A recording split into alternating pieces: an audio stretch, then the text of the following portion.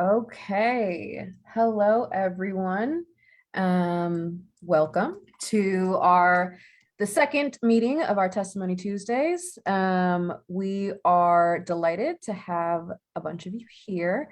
We're going to just start with some intros for everyone on our policy team here. I will go first. My name is Mo Delvalar. I am your hostess for the evening, along with my fellow policy team members. I am the legislative associate here at the ACLU out of the Kansas City office, though we do still cover statewide. My pronouns are she, hers. And the best thing I did this summer is actually watch my niece be born, but she was born. I wasn't allowed in the room anyway, so that worked out fine. And I was born in Washington, D.C., grew up in Kansas City, went back to DC, came back to Kansas City. I've spent half of my life here and half of my life there, so I consider them both home. Danielle, can you take over an intro? Hi, everyone. My name is Danielle Spradley. I'm the communications associate here at the ACLU of Missouri. My pronouns are she, hers. I am out of the St. Louis office. And I grew up half in Missouri and half in Europe, moving back and forth. My favorite thing I've done this summer, I would say I went to a concert in Tower Grove Park, and it was a beautiful, amazing show. And that is the best thing I've done all summer. And I will pass it over to Rachel. Hello, my name is Rachel. I use she or her pronouns. I'm from Baltimore, Maryland, but I do go to school at WashU. Go Bears. I'll be a junior this year. And I'm a policy intern. And the favorite thing that I've done this summer is definitely spend lots of time picnicking in Forest Park. And I will pass it to Geneva. Hello, my name is Geneva, and I use she series pronouns, and I'm from St. Louis. And my favorite thing that I've done this summer was I took a road trip with my best friend, and we started in San Francisco and went along the Pacific Northwest and ended up in Denver. So it was a really great experience. That actually sounds amazing, especially to be able to complete in the midst of a plague. So congrats to you. Yeah, it was during the sweet spot between getting my vaccine and before the rise of Delta. So that's where you got to hit it. Excellent. So we are going to move into Geneva, leading off some of this testimony. And please, anyone who would like, go ahead and fill out your name if you represent yourself, where you're from, and your best summer activity in the chat if you would like. So to start our presentation, just a brief overview of what testimony is. So as you know, our legislature will introduce bills on any topic related to Missourians. And it's important, and there's an opportunity for us to speak up either in favor of or against bills. And so providing testimony allows you to say how this bill is going to affect you, how it's going to affect your community, and how it will affect Missouri, and whether or not it's a good thing for their constituents. And so it's really important to the lawmaking process because, I mean, a lot of times lawmakers can be removed or detached from the people that they're supposed to be representing. And so this provides us an opportunity to say, hey, like, this is what we actually think about this bill. And this is actually a good idea, or it's actually a really bad idea. So it allows almost, I guess, not quite direct democracy, but allows for much greater participation in the democratic process. So it's really important that we have people testifying. And again, it's because it allows lawmakers to know how their policies directly impact their voters and people in the community. So the path of a bill in the Missouri State House. So the bill will be introduced in either the State House of Representatives or the Senate. It can start in either chamber.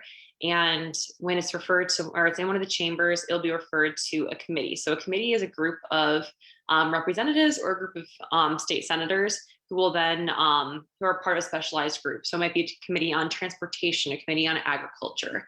And the committee will have hearings where we can then testify.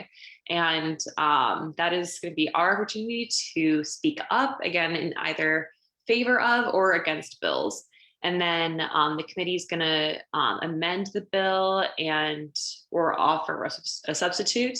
And then eventually it will be read through the House, through the Senate, and then they'll exchange. So if it's through the Senate, it will then go to the House. And finally, it will be passed. And if it goes through both chambers, then the governor will sign it into law. Otherwise, they have to keep sending it back before the governor will agree. And yeah, so again, step 3 is where we come in. And then what to expect at a hearing. So the committee chair opens the hearing and calls out the bill number. And then after that, the sponsors have an opportunity to speak. So the people in the committee will ask them questions, and the sponsor will be able to not just give a speech, but answer those questions. There's a lot of dialogue involved. And then they will ask for us, and we'll be able to testify. So there's going to be a bit of a wait, because it is unlikely that you'll be the only person testifying on any given bill. And I mean, if there's a lot of people, then it ends up being quite a wait, but it's important, again, for our voices to be heard. And there's going to be dialogue in this case again, and they are able to ask you questions. So be prepared that even if you have a speech written out or memorized, that you might have to be on your toes and answer some questions that you might not have been aware were coming. Furthermore, if you listen to people who speak before you, it might refine your own ideas, and also make sure that you're not just being redundant and covering topics that were already stated by other members or other people testifying. And after that, then we'll just move on to the next person testifying, and you'll be done. Great. So some overall, the overall order for testimony would be a strong introduction, a strong address, and then a strong introduction of yourself, as well as your position on the bill being proposed and why you support that position. A great way to explain why you support something would be the personal story or anecdote. You're really going to want to end by saying, this is my position, I support this bill, or I oppose this bill. Thank the committee for their time. And then there is also a formal form that you will be filling out too, just so that way it goes on the record properly. Now we're going to look at some examples of really strong testimony. I'm just going to give everyone a minute to read over this testimony before I break down why it was so strong.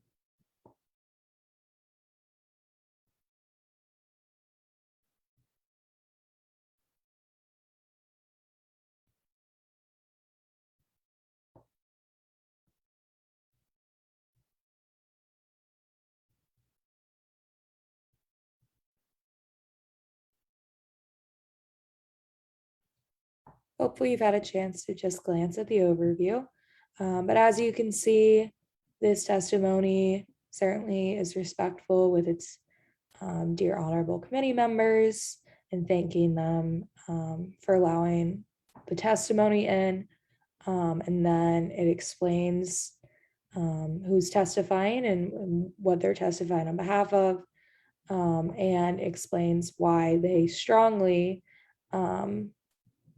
support SB 800.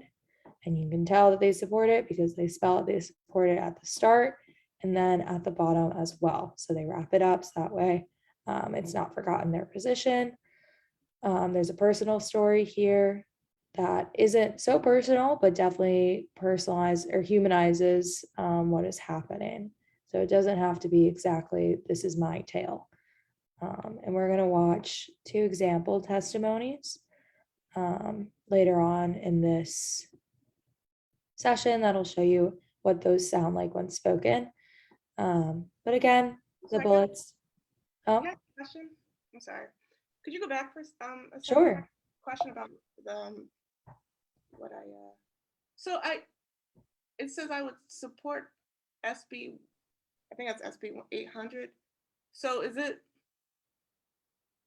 It looks like it's against the paint tax.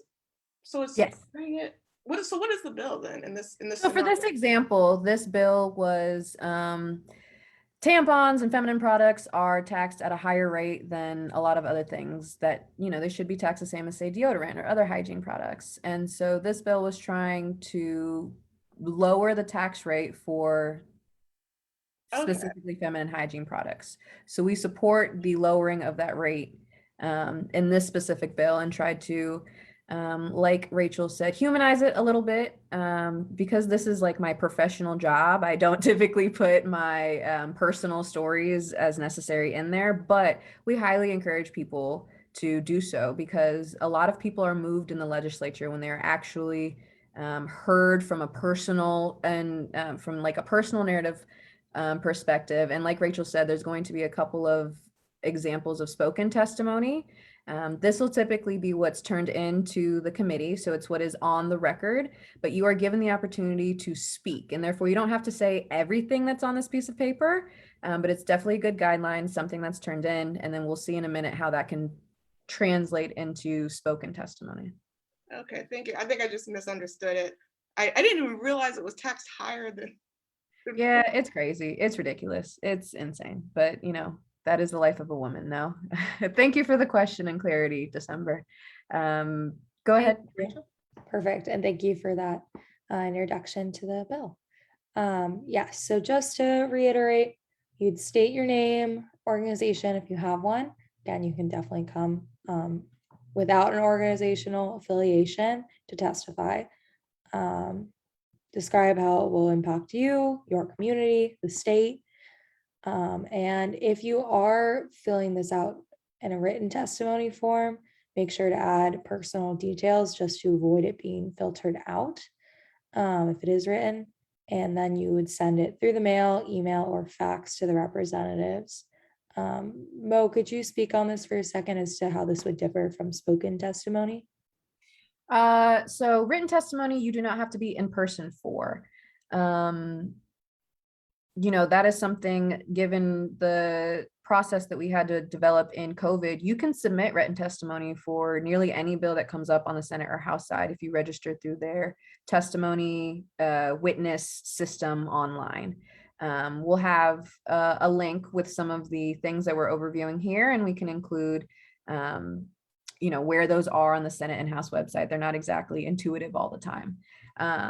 But the best way to do that is to submit it officially, because it'll be on the record that way. And then the second best way to get your voice heard is to come in and speak on it, specifically on that issue in person, which obviously you can only do in person. They have removed the Zoom. There was never a Zoom ability in the Senate, and it's kind of up in the air if that will be available in the House. And then the third best way is just to call them directly at any point in time, literally in session or out of session, and let them know how you feel about a bill and how you feel about an issue. But through that is email, fax, calling, any of those ways are proper methods to reach out to your representatives and senators and make sure that they hear what your voice is. Thank you. And now we can return back to spoken testimony and watch these two examples. While I pull them up, Mo, would you want to introduce HB 26? Absolutely.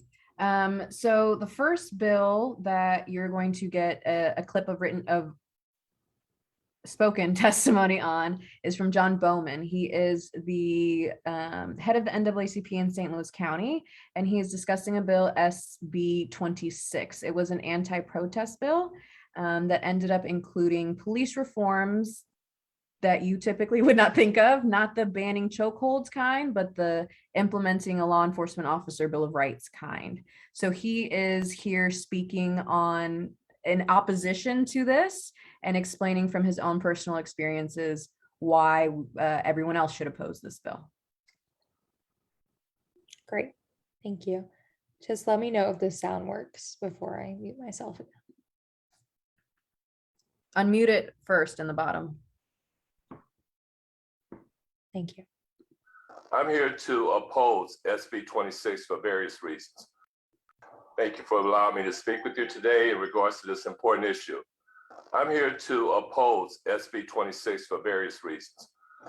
One, I protested in St. Charles myself. The reason I was there was because a police officer used a car to run over a protester. So it takes me back to being a part of a labor movement as well. I've had to protest and strike for better benefits, better insurance, and job security.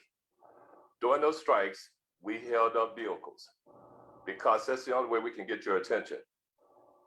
During this strange pandemic, as president of the NAACP, I find myself facing two pandemics on a daily basis, COVID-19 and COVID-19. Neither one of them are proven to be beneficial to the Black community. I've grown up in an era where I watched Black people be sprayed with water hoses for protesting, dogs being sicked on them for protesting. I hate to see that we are moving toward using legislative actions, not only to circumvent the will of the voters, but to silence the voters, to silence their voices, to create more harm to their ability to vote. This legislative body was put in place to represent the will of the people, not the individual political desire to set us back to Jim Crow era. It's unacceptable. We need to really move forward in a way that we unite instead of this constant effort to divide us. I'm not anti-police. My son was a St. Louis County police officer. I am anti-bad police, anti-bad actor. We cannot continue to ignore that factor. These protesters that I have been around for years now, as the Reverend spoke to, it's not helter-skelter, it's organized. And it's an organized way to get the attention of people who do not listen to us. I'll say this, SB 26 is definitely an effort to violate the First Amendment.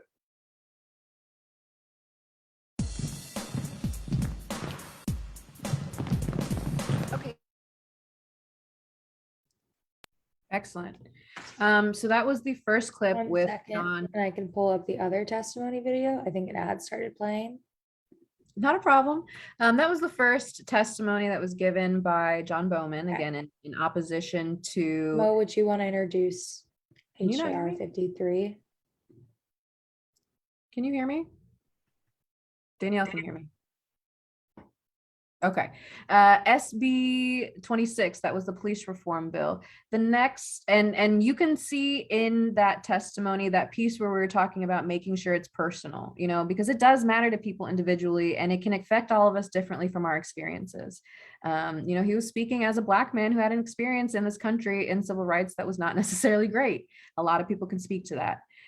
So that's where you inject some of your experience, inject some of what you may have seen in the past or may affect your community and your family members. This next piece is one that went out nationwide quite widely. It is about the trans youth athlete ban, HJR 53, in which they are trying to prevent trans students from participating in sports unless they participate under their assigned birth gender. So we're not gonna listen to the whole thing, but it is very passionate. I would welcome anyone, if you want to, we have it on our Facebook. It is a very passionate, and you'll see how he made it personal to get his point across even better to the people in the room. Thank you. Let me know if this sound works. My name is Brandon Bolware, and Chairman, I'll go as quickly as I can. I'm a lifelong Missourian. I'm a business lawyer. I'm a Christian. I'm the son of a Methodist minister. I'm a husband. I'm the father of 4 kids, 2 boys, 2 girls, including a wonderful and beautiful transgender daughter who today happens to be her birthday. And I chose to be here. She doesn't know that. She thinks I'm at work. One thing I often hear when transgender issues are discussed is, I don't get it. I don't understand. And I would expect some of you to have said that and feel the same way. I didn't get it either. For years, I didn't get it.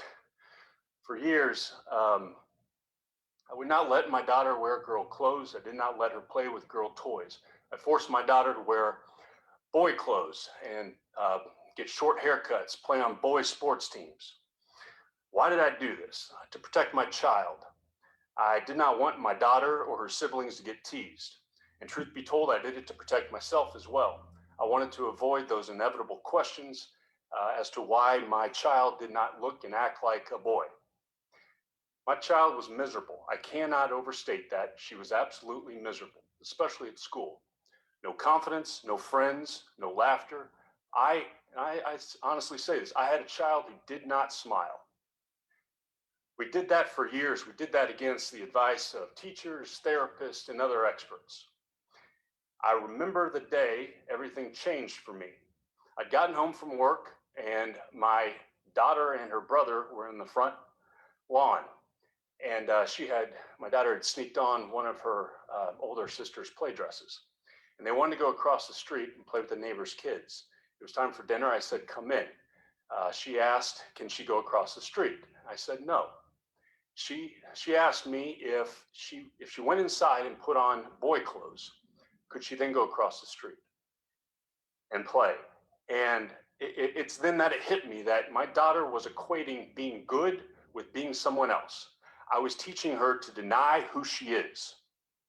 As a parent, the one thing we cannot do, the one thing, is silence our child's spirit.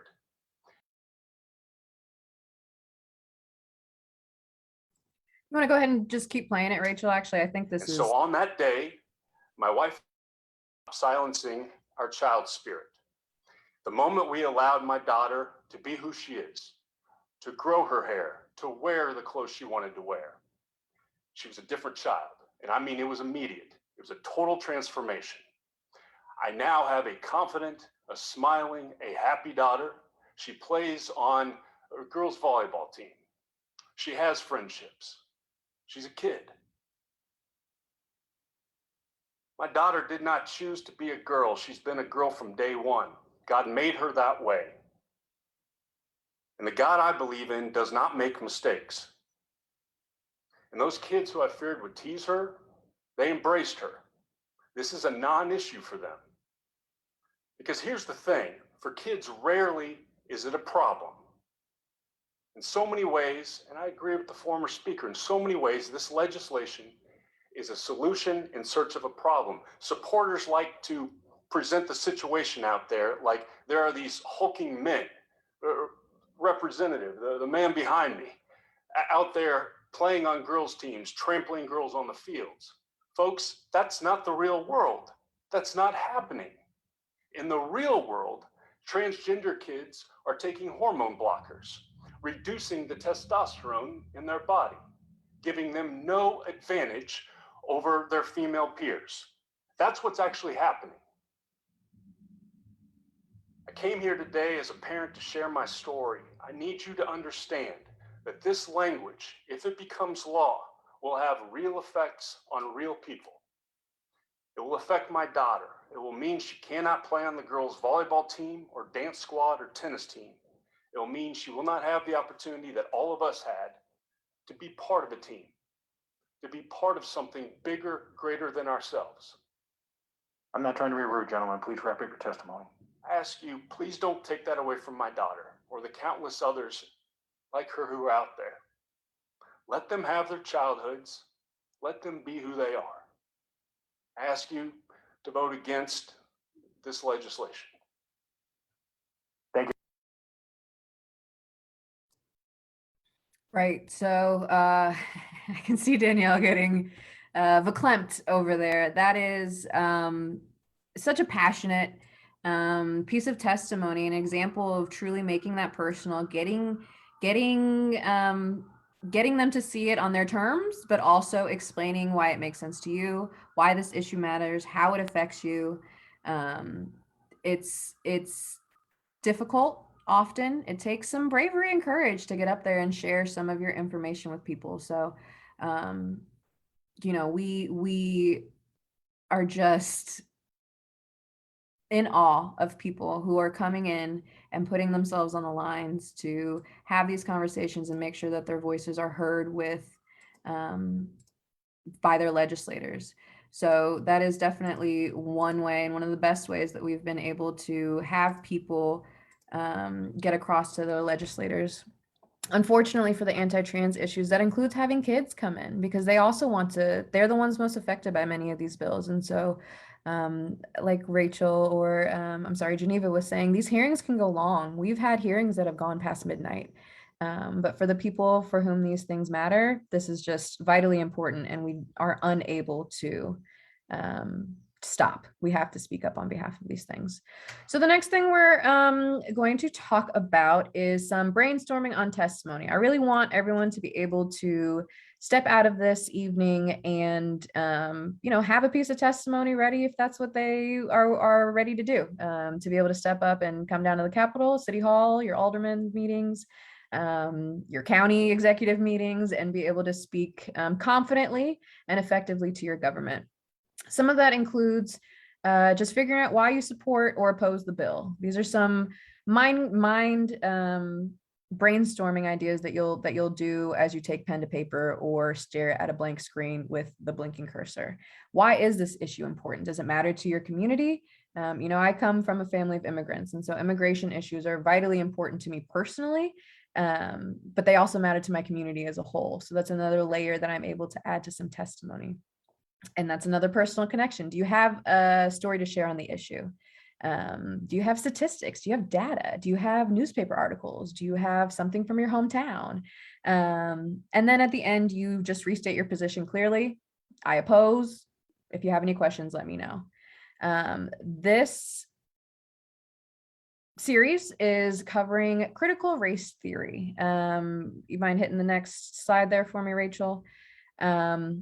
And so we would like to break out into a couple of rooms and just allow you guys to have a little bit of a conversation about critical race theory and potentially how you may feel about it. I have put down 3 examples of the 3 bills that were introduced this year in the legislative session. SB 5 was introduced in special session, but it was still this year, of how they are trying to ban these teachings. The first one, and I'll drop these in the breakout room chat so you'll be able to see these, just bans the teaching of 1619 Project outright. And no state, agency, school district, charter school, online, anything is able to use these works as a part of their components for teaching history in any program of study. The next one is SB 5. It was introduced during special session to ban the teaching of divisive concepts. Included in divisive concepts, and this is not a comprehensive list of what they had on there, but included in the divisive concepts, stating that the United States is fundamentally racist or sexist. I'm an individual by virtue of his or her race, bearing responsibility for the actions committed in the past. Any individual who feels discomforted or guilt or anguish or any other form of psychological distress on account of their race or sex. Again, I faced a lot of discomfort in schools. I have a lot of degrees and I didn't like tests. There's a level of ridiculousness in some of this that you must be comfortable in school at all times. And then the most egregious on the next slide was an amendment that they tried to add to a vulnerable persons bill, I believe. And this one we kind of went from bad to worse on that. The first one was just banning one piece of work. The second was expanding into this divisive concepts idea. And this one would ban any curriculum that identifies people or entities or institutions as inherently or systematically, which is the most crazy part, sexist, racist, biased, privileged, or oppressed. This expands so far out to cover like South Africa apartheid, if you really go all the way down that rabbit hole. We've had people that say they would not be able to talk about the Holocaust in schools anymore because that was a group of people that were systematically oppressed by the government. So these are some of the examples of, you may be hearing CRT in the ether, out in the media and on social media and on all kinds of places. When pen comes to paper in our state house, this is how they have tried to implement that in the state. So we are going to take a minute just to discuss any one of these 3. I will drop some of the language in the breakout room. And then if you have a story, or how would you see to address this? How would this be important for you to speak to your government about? So we're going to drop you in a couple of rooms here. Again, I'm going to drop these languages in the chat, and then we will come back in about 5 to 8 minutes.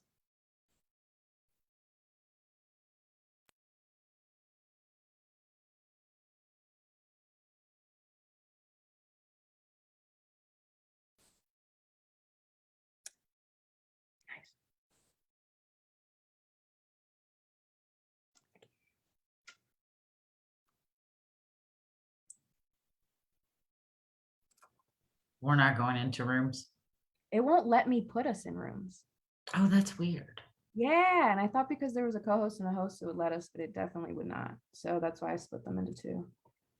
Okay. We give them 5 minutes. How many minutes? I said 5 to 8. I will check in. If you're watching this on Facebook Live, you can participate as well. And I'm monitoring the chat if you want to add what you've come up with.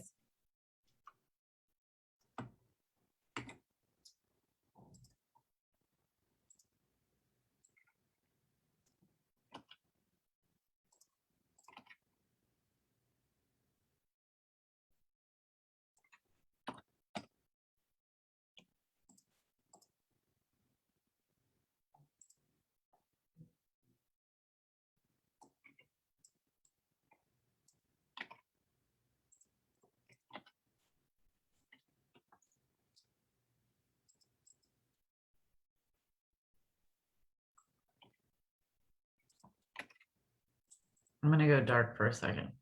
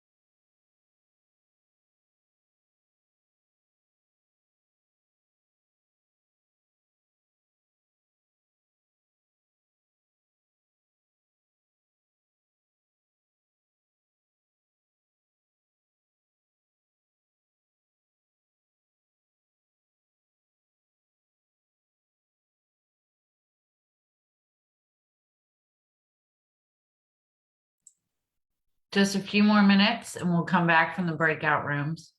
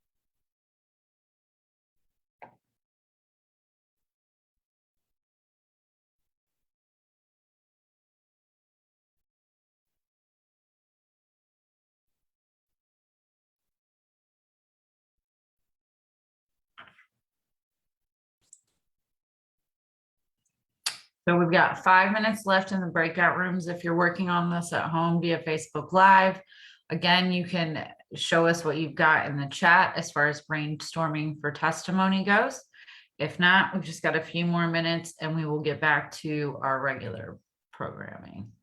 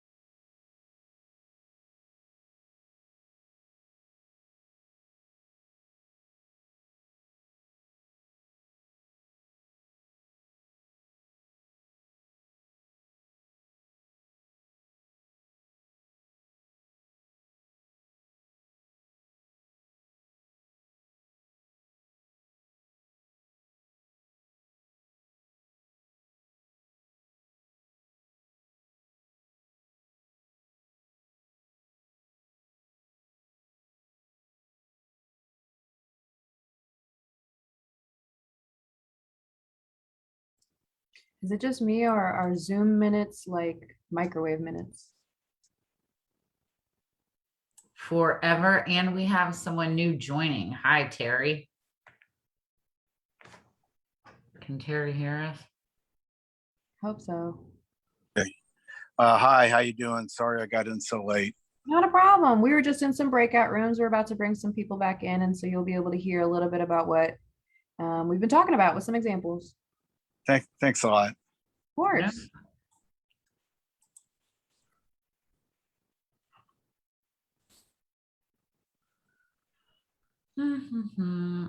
Terry, this screen here, we're just showing the activity they're doing right now is showing like how to brainstorm testimony so that you're ready to go when you go to the legislature, and kind of getting like an outline so that when you go to speak to the legislators, you have an idea, clear points, and you're ready to go and prepare to speak to them.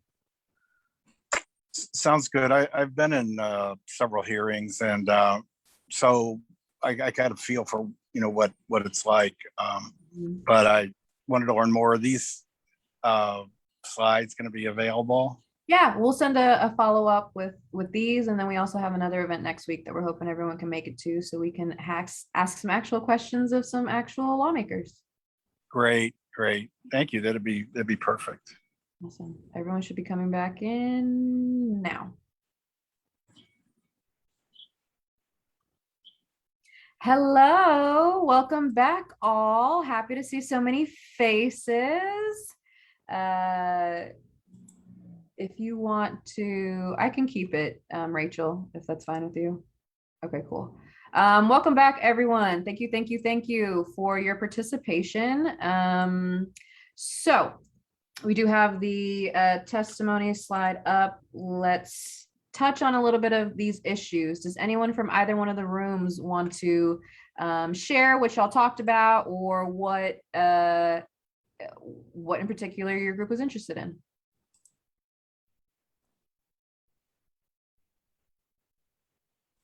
I see you laughing, December. I think that means you want to speak. I would encourage December to speak. I kind of went on a rant and we lost a lot of time, but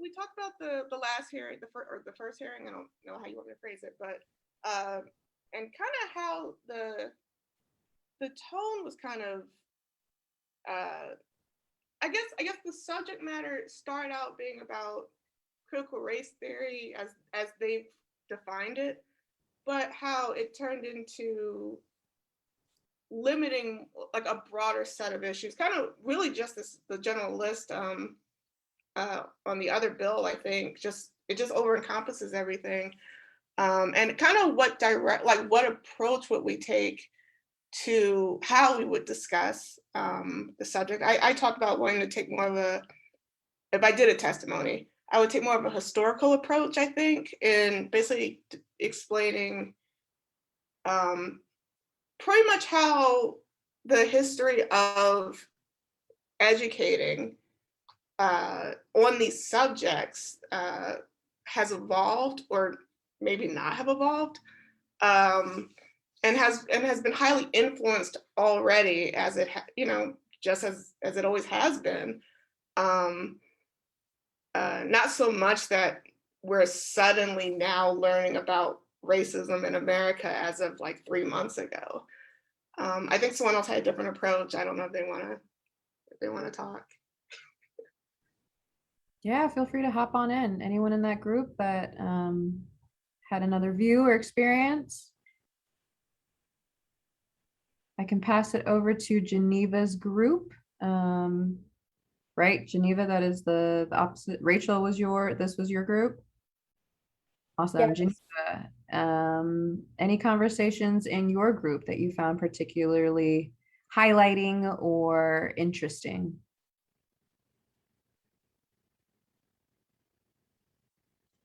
Geneva? Fine. We can, if no one has any other thoughts, questions, concerns about, go ahead, December. So the 1619 project, I think that was our group. I'm not sure, we never got to it. But the 1619 project, I haven't read it, but my understanding is that it was like pretty much a journal piece over a series. And then they had also created, I think, something like a study guide on how to talk about the subject. It was But- also a podcast series. Oh, it's also a podcast series. Mhm. And I haven't read it. I have read a lot about it. Mhm. And I actually don't really see I don't see the issue with it other than it's talking about history. Yeah. So is it I guess still under this umbrella of their critical race theory narrative, or is it, I guess, seen as something else? I don't know if it's to them it's the same thing or not. Right. No. So what you are thinking of is history. Just regular history is what you're thinking of that is trying to be banned through to be as simple as possible, in the way that some of these things are written specifically, if anyone should feel uncomfortable with the conversation. No one ever asked me if I felt uncomfortable with my classmates mispronouncing the Niger River for years in a row. So it's skewing it for a viewpoint of a specific group of people who want more protections in history, it would appear. So part of what's so egregious about this is that we're really just getting some Black and Brown and Asian and Pacific Islander and all kinds of history, Native American history, included into our curriculum and into our history books. A lot of it is not being whitewashed anymore. It is not just the concept of manifest destiny. We were intended to go across this country. God willed our country to be great, all those things, which, if those are the principles that are espoused, fine. But we can't override our historical truths, no matter how hard they may be and whether they make us uncomfortable or not. So part of what this critical race theory is a backlash truly from last year and from a lot of the uprisings, a lot of the protests, and a lot of people getting there. Are you okay, Linda?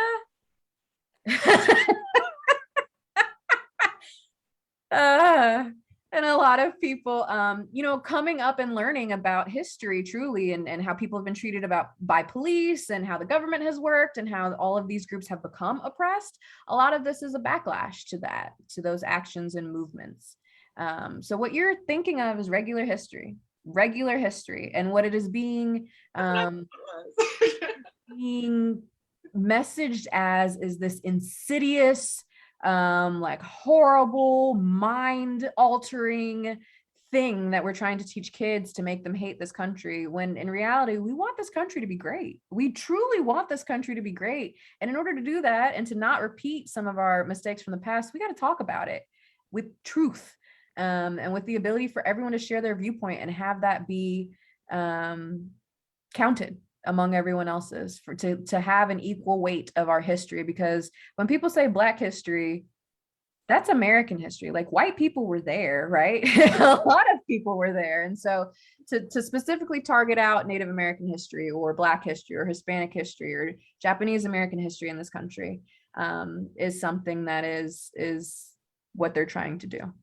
And it's just funny because, how can you argue with facts? It's just, the people like to glorify the westward expansion and stuff, but factually, there were millions of Native Americans who lived here, and then people came over from Europe, and 90% of them were killed.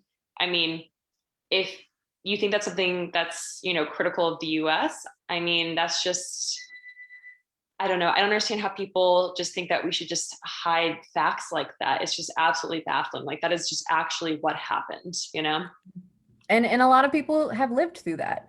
And I don't mean to segue this into you, Bob, but I see that your hand is raised. I guess I had a question. This is in preparation for testimony.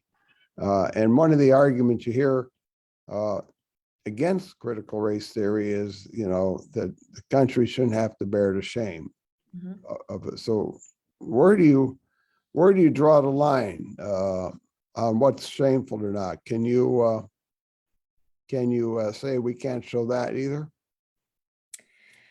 That's Where do we draw the a line very on what's shameful period of our history. I think it's all shameful. So And when are they going to stop? you know? Well, I mean, in my head, I kind of look at it as was it Justice Black in the Supreme Court case where he said, I might not be able to define pornography to you, but I know it when I see it. Yeah. And sometimes, Black and brown people, women, other oppressed groups and minorities, we may not be able to explain to you every microaggression in the day or why it's problematic for you to touch my hair without me knowing you. Sometimes we can't explain that, but there is a feeling that we have. There is a world that we have to operate and kind of code switch in between those things. And so part of this is allowing those experiences and perspectives to be used in our historical curriculum and in our contexts. But would that be an appropriate point to raise that, Absolutely. that there's other negative aspects of American history? And I don't know if there'd be an opportunity to put that picture up there, which is fairly well known. It's from Kent State University back in 1970.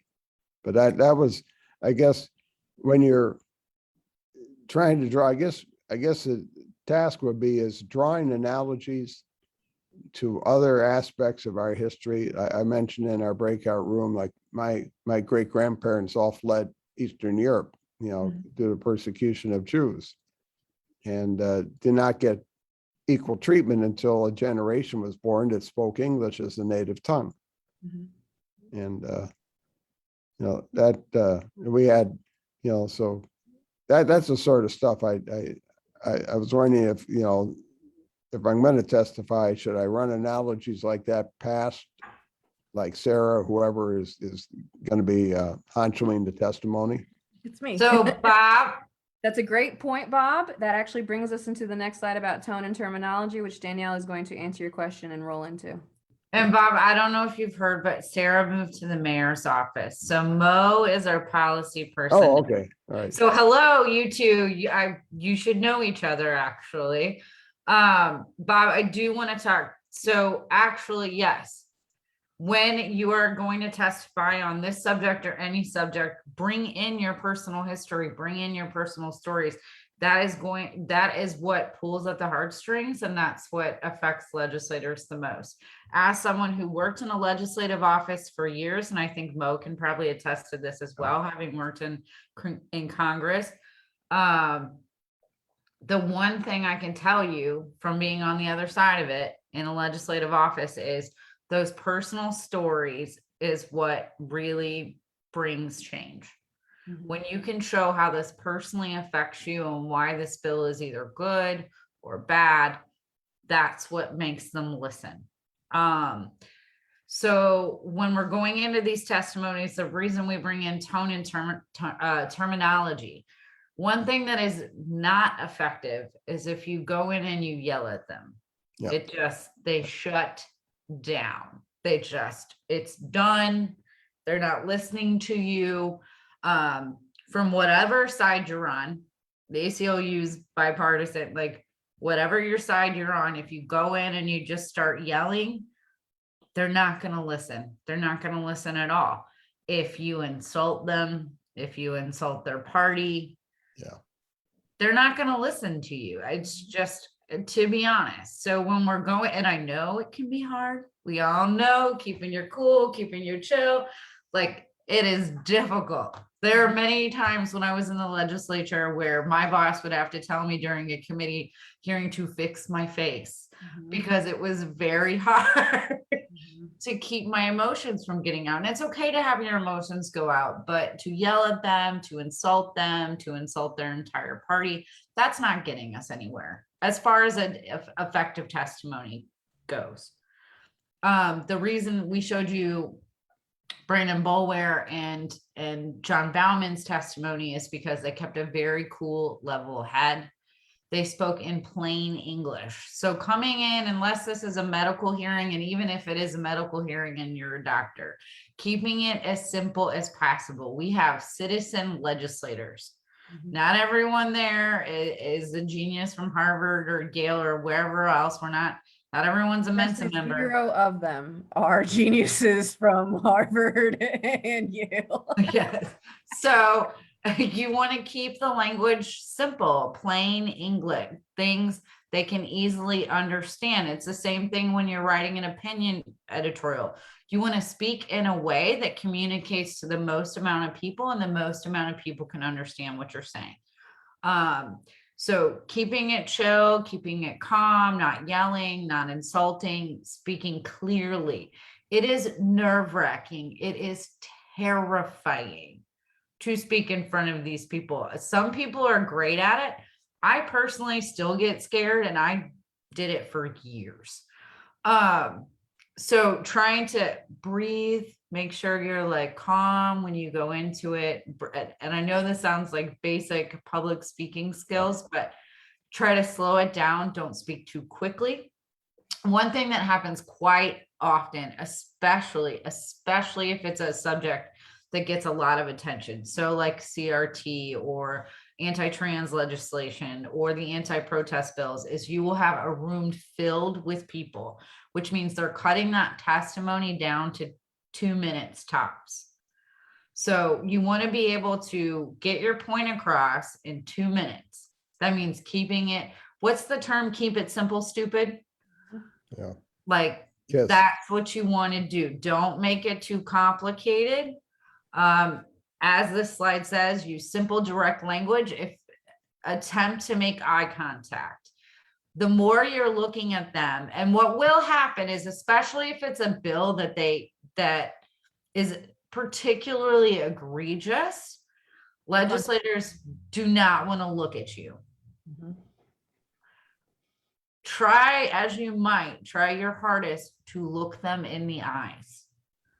Make them look at you. Make them see who you are. Make them see your story. Make them pay attention to you. I'm not saying stop what you're doing and say, hey, look at me, but try to look at them directly in the eyes when you're speaking to them, because that is going to make them more so have to listen to you. So keep it calm. Look them in the eye.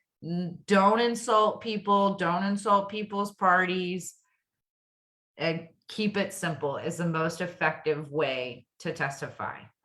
Do we have the next slide? Well, I just wanted to add, there's an Oh, go easy ahead. way to be able to draw attention to yourself and weave that into your testimony. And that is if you are the constituent of a representative or senator on the committee, as you bring that up, they will look at you the entire time, because your voice is what matters to them. Your voice is what got them elected or not. And they have to listen to you. They're your representative. So that is one way to be able to kind of weave that in, not necessarily in your typed testimony, but in your written notes, to keep in mind who may be or people who may be in your area. You know, we have a lot of representatives in Kansas City. They don't all cover the city overall. Same in St. Louis and St. Louis County.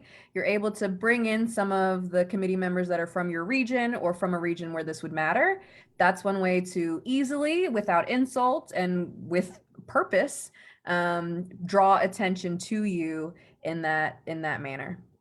And so the next slide is when you go up there to speak. On occasion, they will ask you questions. They typically ask fewer questions of civilian people testifying than they do of professionals or experts in the field. But if you have a compelling story, if there's something that you've said that's piqued their interest, they may follow up with you. And Danielle's a lot of it is the same as the initial pieces, but Danielle is going to kind of talk a little bit of, a lot of it is similar to what we told you before. Keep calm, breathe deeply. But Danielle is going to talk to you a little bit about some of the answers that you can give if you're not sure. So there is never, ever anything wrong with saying, I don't know, if you don't know the answer to something.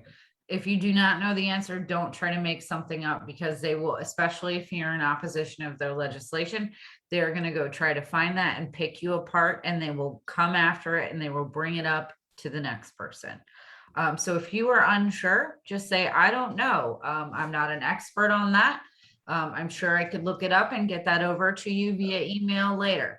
You can always follow back up with them. And in fact, that is a good way to answer, because then that creates more dialogue. Where you can send them more backed up information. If you do know and you feel comfortable, obviously, as Mo said, like take a breath, answer that question and answer it truthfully. The worst thing you can do is be untruthful in testimony. That does no one any good. So again, the best thing to do, if you don't know an answer, say, I'm not sure. Maybe if you know there's other experts in the room, pass it and say, maybe the experts behind me can speak to that, or I will follow up with you with more information. That is the best way when fielding questions.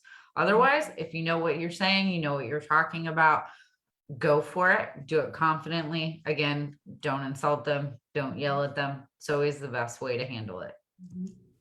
And there's, there's nothing wrong with answering and saying, within the scope of my knowledge, this is what I know. Within the scope of my expertise, within the scope of my career, within the scope of my experiences, kind of, putting some boundaries on what it is that you're saying to protect yourself. Because like Danielle said, sometimes they will come after you. That has happened to me a number of times. Again, this is my job. So and part of my favorite part of my job is yelling at them back. So don't do that. Leave those back and forths to the professionals. But calmly, respectfully, letting them know what you know and saying, there may be someone with another experience in the audience that can speak to that. If not, I'd be happy to continue this conversation with you after. I see Bob asked in follow-up, do you communicate directly to the legislature that asked the question or just the committee chair? Typically a CC to everyone in the committee would be fine. You can also add your representative or senator to that, CC one of them on that if that's an issue that's important to you. Not everyone, obviously, but just who specifically pertains to you. It may be that they may have questions and they may want to support this on the floor, and they may have a question for you about that. And that is their opportunity to speak. If they're not on the committee, they can speak later on in the process, and they still talk to people during that time, and they still want to go back and forth and get information. So that's generally a good way to start a nice relationship with those people who may be able to make some of these shifts and change. And you'd be surprised how many times they'll say, I just got off the phone and I heard a crazy story, and do we do this in the state? Is there something we can do to fix this? Can we change these words? Your words truly, truly matter to them as their constituents. So do we have, for example, Robert, you mentioned, what are the parameters of shame that we are trying to protect ourselves from or not protect ourselves from? If a representative were to start asking you questions and say, well, I wasn't here 100 years ago, and these things aren't my problem, and they're not your issue either, would you be able to stay calm and have a response to something like that? Yeah. Do you have an example? If we fail to heed the lessons of history, we are doomed to repeat them. Beautiful. That's a good point, actually. And that's not a bad thing to bring up. Quotes that apply. We are a simple folk here in the Show Me State. And when I went to school out on the East Coast, they were like, oh, you're our common sense arguer. And I'm like, I don't know how else. I don't understand. Why would you argue when it doesn't make sense? We need stuff to make sense, and not just in a simple, direct way, but some of us know the history in that way. These quotes mean different things to us. And that's also kind of a way to get into some people's good graces. There's some people that love the Cardinals, so quote something from the Cardinals. There's some people that loves Truman. You can quote something from Truman, but beautiful. They love Truman. They love Churchill. If you can quote Churchill, ooh. Right. So that was excellent, Robert. Thank you. If I could ask Maya, I don't know what group you were in, but if someone were on the committee were to say, well, you went through school and graduated and got however many degrees that you have now. Obviously, this didn't affect you all that much, or it was fine and you kind of got past it. Is there a response that you would be able to provide to them? Yeah, I mean, people have said things like that to me before, and my response is always, well, I didn't have a safe place to talk about that. There was nowhere for me to go when it was uncomfortable, when it was upsetting, when it was really difficult. So just because you didn't see it doesn't mean that I didn't experience it. Yep. Brilliant. I love it. Everyone is so good at this. This is wonderful. And again, for you, you could, bring up, like I did, I don't know you, but I feel similar to you. And you could bring up some of those, well, there's part of these bills that are talking about the discomfort of students. And I had discomfort in school outside of regular school things that dealt with some of these social issues. And no one asked me how I felt about it or what needed to be changed in order to make that better. So excellent, brilliant. I'm just going to take a second to brag on Maya, because Please, Maya go is ahead. actually, she is going to be a senior this year, right? Yeah, a senior at Francis Howell North High School, and she has been an amazing voice for equity. She was on our panel for the Missouri Equity Education Partnership. We had an equity fair on July 17th, and she was one of our panelists. And I just have had the privilege of knowing her for the past, I think, almost 4 years. But you all keep your eye on her. She's going to be. Oh, she's going to come testify next year already. I'm writing her Yeah, down. she's Wait, going is to. she coming to Well, I actually put her name in to testify on the 23rd. So I'm hoping that she'll Excellent. get With the Laughlins? as one of the students. But yeah, keep your eye on Maya. She is going to change the world. She's going to have a huge impact and a huge imprint. Brilliant. That's what we need. Excellent. And look, Maya, you already have people advocating for you as well. And that is a part of the circle of being able to advocate effectively for one another. Welcome. We love high schoolers. We love people who want to be a part of this process. I too was a policy nerd in high school, so welcome. People weren't nice to me about it either. And Maya, next week we have the CRT panel that we're hosting, and we'll have representatives and a former Supreme Court Chief Justice of Missouri to discuss the issue. So you should join that next Tuesday as well. Absolutely. All right, I'll look for it. In fact, would encourage everyone to sign up next week. We do have, like Danielle said, Representatives Paula Brown from St. Louis. She is the ranking member Democrat on the Education Committee. We will also have Representative Ashley Bland Manlove, who is the head of the Legislative Black Caucus. And we will also have Judge Wolf, like Danielle said, who used to be a Supreme Court judge in the state. So you'll have the ability to speak to real legislators and see what they're thinking and how they're feeling about this, and a little bit of that legal perspective, not diving too deep. Everyone's not a lawyer, and I don't think you should have to be to do this work. So, but just a little bit of common sense, legal perspective from Judge Wolf, so that we can see what paths we might have to take in defeating this in the legislator and possibly in the legal sense. But also just a wonderful conversation that I hope those of you that have been here last week, this week, have gotten a little bit of information that you may be able to ask wonderful questions to them. You guys have participated great this entire time. I've really liked talking to you guys and hearing some of your perspectives. I open up the floor at this time to any questions that anyone else may have. Go ahead, December. So how does a person, I guess, let them know that they want to testify? Like, do you have to fill out something, or do you have to call or something? Like, how do you let them know that you want to do that?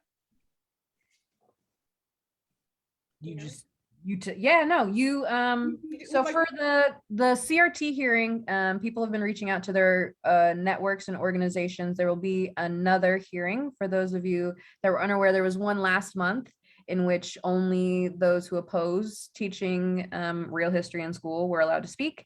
And this hearing for the 23rd, we don't know necessarily all who will be allowed to speak in this hearing. The last one was by invitation only. If you want to shoot me your name, I can shoot that over to some of the folks that are organizing lists of people. But again, recall, this is not a regular hearing. This is a summer hearing, and they might be a little hinky on it, giving you 2 minutes, 1 minute. They limited last time for testimony to only people that were invited to speak. And that may remain true this time as well. So I'd be happy to put your name in. If you want to shoot me an email, give me a little bit of information about you, why this matters to you and whatnot. But know that this is not a fully open public hearing. But the ones during session will be. Linda, you had a question? You're mute. You're muted, Linda. Glad you're doing all right, Linda. Can I unmute you? I don't know, I tried. There we go. No. There we are. Okay. There we go. Yeah, Hi, Linda. y'all didn't mention it, but I think it's also really good to sit down and have a conversation with the sponsor or sponsors of the legislation Mhm. and find out what they can tell you what needs to be said to the committee, and maybe who else you should talk to, and work with them, because you may be able to address some specific issue that they can't or they don't want to do. And really, it's more advantageous for you to say it. But Yeah. sometimes, as I say, it's good to be in touch with the sponsor, because that will also help if something crazy comes up. You won't be caught, hopefully you wouldn't be caught blind, because that sponsor would be sharing information with you. Mhm. So I found that really, really helpful back in the good old days. Yeah, Very- and if you're already up there, there's no reason that you can't just go individually, try to make time to visit all of the members of the committee. Mhm, And yeah. talk to them individually, because sometimes, as Linda's brought up, sometimes they're a lot more open to listening when it's a personal conversation. So it never hurts to also follow up, if you're already in the Capitol, to go follow up with the people on the committee and try to speak to them individually. They won't always let you do that, but never hurts. Right. And Always good also- to know your reps as well. Yeah, and also it's helpful to do that, because if one of the members of the committee ends up sort of asking you hard questions or difficult questions, and they know, everybody knows they're doing that on purpose to get to you, it's nice to have a helpful member of the committee, sort of your friend, because it happened to me one time, and a member of the committee was able to come back and ask me some questions to allow me to get some points over that I wasn't able to. So that can, there's all sorts of ins and outs of all this stuff. Absolutely.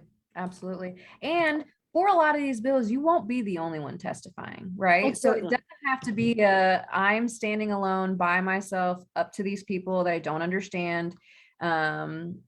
You will be with a group likely. And if it is one of these bills where we have a bunch of people coming in, often we help, facilitate that. We have a room with snacks and water if you need to go. Okay. Some of these will be very long. You can, split off into groups and be able to, go with a group of students or go with a group of people from your city and those sorts of things to maneuver around. You're welcome to explore your capital as you see fit. You paid for it. It is all yours. However, if you want to have a one-on-one conversation, if you want some more support, we're definitely able to provide that. I am in the Capitol every single day that it's open. So if you just show up right. and Yes. you want to be like, I want to see people, I'll be like, okay, let's go see people and see what they're up to and see what they're interested in. So absolutely, that is a very good point, to meet with as many representatives as possible. And also don't, shake your head at saying hi to their secretary, their LAs, the other staffers that are there. Truly, the staffers are what make that building run. And you should have just as much respect for them and the intelligence and the knowledge that they have and that they bring to the table, just as you would with the representative, because, they can tell you stuff. And on occasion you'll hear, oh, well, that meeting was canceled because of XYZ. And you're like, oh, that was a good piece of information. Yeah, let me tell you just a story of the really good old days. Sure. There was a woman, an older woman who was a lobbyist, and she was very highly respected for her knowledge and background. And of course, as we all know, there are legislators we may not particularly want to talk to. Mm-hmm. And people asked her, well, how did she handle that? And she says, well, she always tries to find one thing good about an individual. And one time it was just that he had a nice voice and could sing. but she found the one thing. Yep. In those meetings, you'll be making personal connections with people. Where'd you go to college? Do you have a dog? Do you have a kid? You know, at the end of the day, they get to sit up there and we sit on this side of it, but we're just having a conversation. And that is a person just the same as you are. They're no better, no worse. You know, they don't matter any more or any less, despite how that may be coming across in some of their questions, tones, and comments. We fully believe that you sitting at that table is what is most important, and your voice going into their offices and them hearing and seeing what you stand for is what's most important in this. Bob, I think they're testing the waters on a lot of stuff. And what is particularly interesting and often difficult about this state is in Missouri, we are truly on the front lines of so many national political battles all of the time. And that is why it is so important that we get so much participation from the community, because I'll be honest with you. We watched over 700 bills last year, and I can't yell at them 700 times. And I need your help and support. And I would like to be able to give you that support that you need as well, so that you can come up there and, you know, take some of this into your hands as well. This is our state, and we have to be able to raise our kids here and have families and get married and have businesses and do all of those things. And, you know, again, part of our critique is wanting to make this great and wanting to make this better for everyone involved. So any other questions as we wrap up here tonight? Excellent. Wonderful. My email is on the last slide here. If you want to send me an email, if you have any questions, again, I'm going to ask that everyone sign up for next week's CRT. I don't know if you can drop that in the chat, or maybe I can, Danielle. But no further questions. Not going to take up any more of your time on a Tuesday. Thank y'all so much for coming in. I hope to see you guys next week. Go ahead, Danielle. If you want to sign up to testify on the CRT hearing, let me give you this link. I'll drop it in the chat really quick. I'm sorry, I should have thought of this beforehand. But that way we have an idea of who is. Mo, are you in St. Louis? I'm in Kansas City, good sir. Yeah, okay. But I have to come there often because, you know, Right. they don't keep it crazy in one part of the state. And so we got to spread out and try to cover all our bases. Yeah, I live a couple of blocks from the office, but I was like to meet you sometime. Or absolutely. I'll let you know when I'm in town next time. And thank you very much, Rachel, for mentioning. If you missed last week's, we had a training on writing op-eds, how to get them into newspapers, what regions to look at, any questions you may have about structure, narrative. It's similar to testimony, but it's a bit different because it's going to the newspaper and going out to the public and not to legislators directly. So again, thank you all so much. I really appreciate it. I hope to see you all next week. Thanks so much. Thank you. Thank you.